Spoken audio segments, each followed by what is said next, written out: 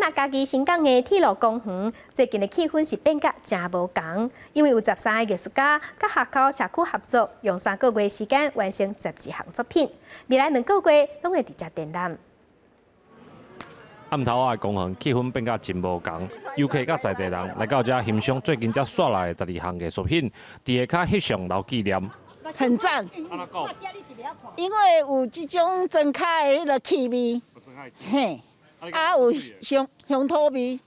就水啊。这边真的比较少人来走啦，也许点亮了之后，就更多人知道说，这边有路可以往这边通过这样。对啊，也让那边的人知道说，从这边可以走到新港街上啊，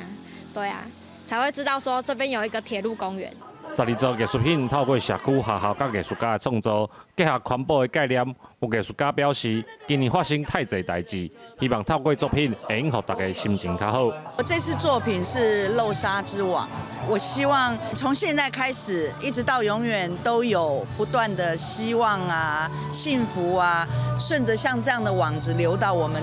大地上。明年是新港铁路公园20周年，嘉义县文化基金会甲新港文教基金会合作，以生活味当作主题，邀请13位艺术家创作。19号暗时点钟，要伫公园内底展出2个月。这个咱的特色就是咱请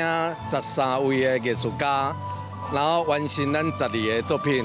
这12个作品内底有的是结合咱的社区，咱的各单位，有老人，有咱的小朋友，个有学生吼，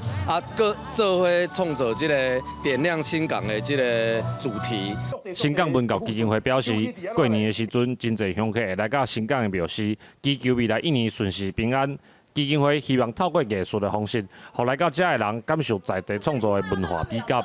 记者林慧婷，嘉义报道。